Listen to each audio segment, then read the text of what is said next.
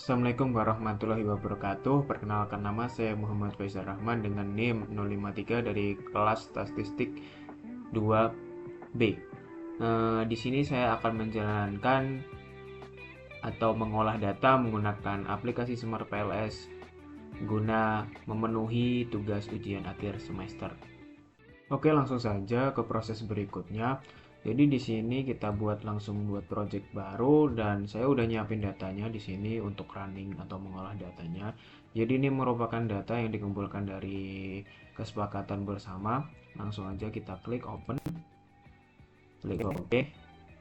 Langsung kita di sini create model. Nah, setelah itu kita masukkan tiap indikatornya, kita tarik ke kanan.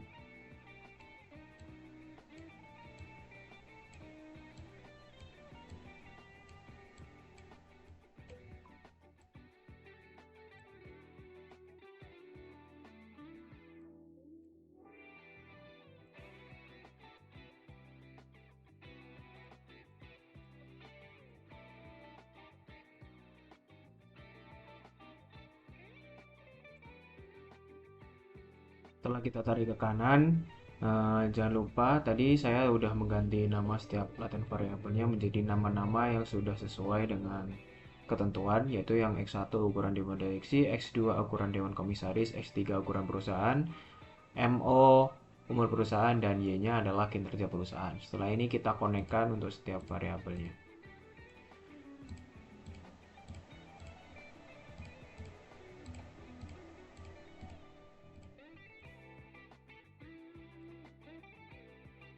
Setelah kita konekkan seperti ini, langkah selanjutnya adalah klik di sini calculate, langsung klik PLS algorithm.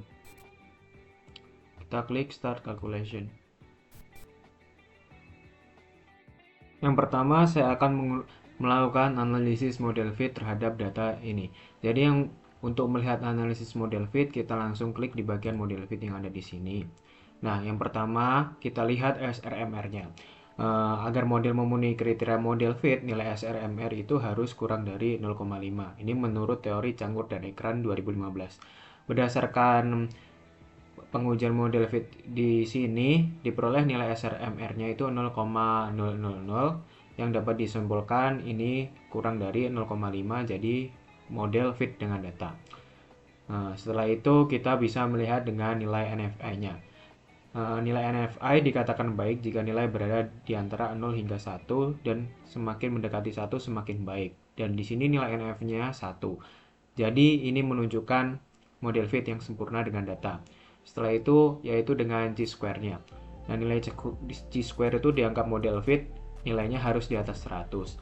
Namun berdasarkan hasil running ini, nilai model fit-nya negatif 0,0000. Yang artinya menurut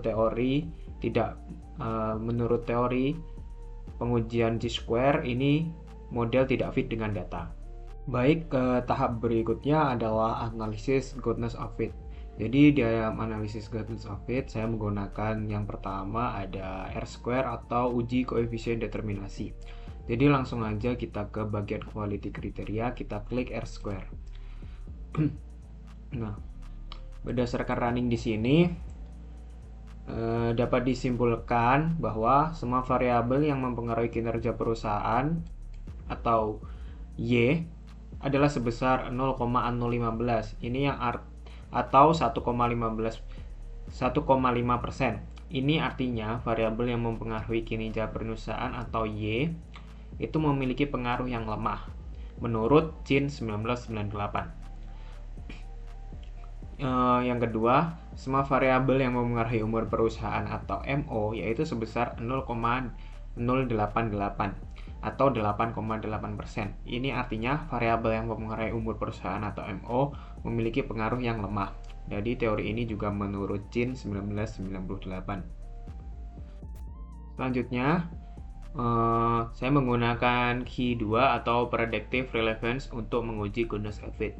Jadi di sini saya menggunakan perhitungan manual untuk Q2, yaitu yang pertama dengan rumus Q2 1 min R1 kuadrat dikali 1 min R2 kuadrat. Jadi kita masukkan di sini dengan rumusnya tadi Q2 sama dengan 1 dikurangi R1 kuadrat ini yang dimaksud adalah dari sini, yang nilai R square dari variabel Y atau kinerja perusahaan. Jadi 0,015. Kita masukkan ke sini. Lalu yang R2 yaitu 1 min 0,088 ini diperoleh juga dari yang di sini, yang nilai R square dari umur perusahaan atau variabel MO. Jadi kita langsung hitung dan menghasilkan nilai 0,10168. Untuk pengujian goodness of fit yang terakhir, saya menggunakan F square. Langsung saja kita ke quality criteria, kita klik yang F square di sini.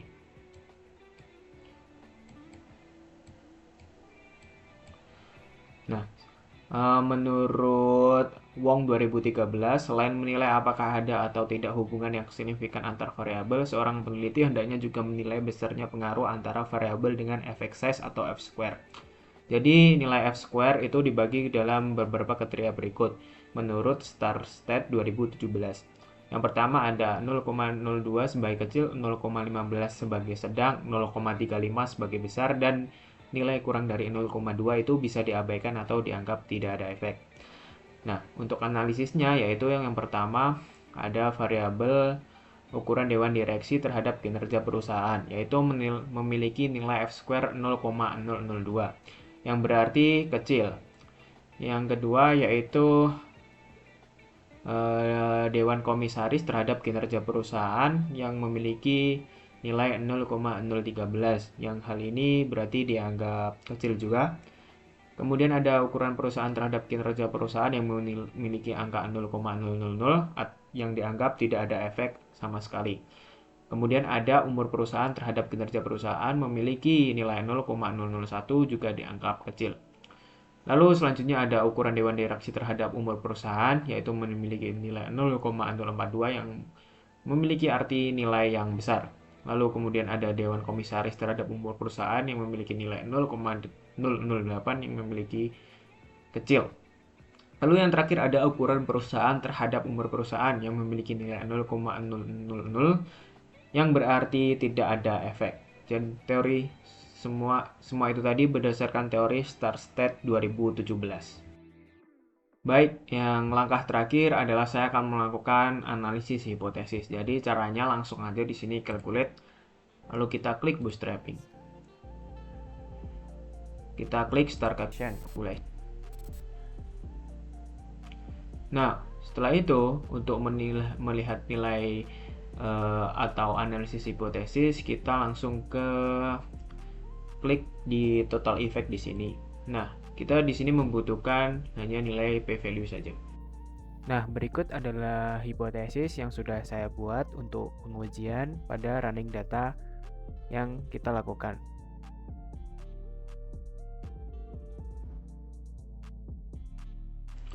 Jadi kita akan menarik kesimpulan dari p-value di sini. Berdasarkan teori Sugiono 2021, pengujian hipotesis itu dilakukan dengan melihat nilai p-value pada total effect, dan yaitu nilai p-value harus kurang dari 0,5 untuk memenuhi pengujian hipotesisnya. Jadi yang pertama kita akan melakukan analisis terhadap pengujian hipotesis yaitu H1 pada Y atau H1 pada Y. Berdasarkan teori Sugiono 2021, hubungan antara ukuran dewan direksi dengan kinerja perusahaan menghasilkan nilai p-value 0,694 yang artinya tidak signifikan atau H1 itu ditolak karena nilai p-value lebih dari 0,05. Kemudian ada H2 yaitu X2 pada Y. Di sini menghasilkan angka 182 yang artinya nilai p-value juga lebih dari 0,05 yang artinya H2 ditolak. Kemudian ada X3 pada Y atau ukuran perusahaan pada kinerja perusahaan menghasilkan angka 797 yang artinya berdasarkan teori Sugiono nilai p-value-nya lebih dari 0,05 artinya ditolak. Kemudian ada H4 yaitu MO pada Y atau umur perusahaan pada kinerja perusahaan yang menghasilkan angka 0,802, yang artinya H4 juga ditolak karena nilai p-value lebih dari 0,05. Untuk melihat hubungan tidak langsung, kita dapat disimpulkan dan melihat melalui bagian spesifik indirect effect. Lalu langsung aja klik di sini spesifik indirect effect. Jadi untuk hubungan tidak langsungnya, yang pertama ada hipotesis H5, yaitu ukuran dewan direksi pada umur perusahaan dan pada kinerja perusahaan. Nah, di sini menghasilkan angka 0,828 pada p-value, dan menurut teori Sugiono H5 juga ditolak karena nilai p-value-nya lebih dari 0,05. Setelah itu ada H6 X2 pada MO pada Y, yaitu ukuran dewan komisaris pada umur perusahaan pada kinerja perusahaan, menghasilkan nilai p-value sebesar 0,867, yang artinya menurut Sugiono 2021 ini juga ditolak karena nilai p-value-nya lebih dari 0,05. Yang terakhir ada H7, yaitu X3 pada MO dan pada Y, menghasilkan nilai p-value 0,971, dan yang artinya juga H7 ditolak karena nilai p-value-nya lebih dari 0,05 menurut Sugiono 2021. Sekian running data dari saya. Terima kasih. Wassalamualaikum warahmatullahi wabarakatuh.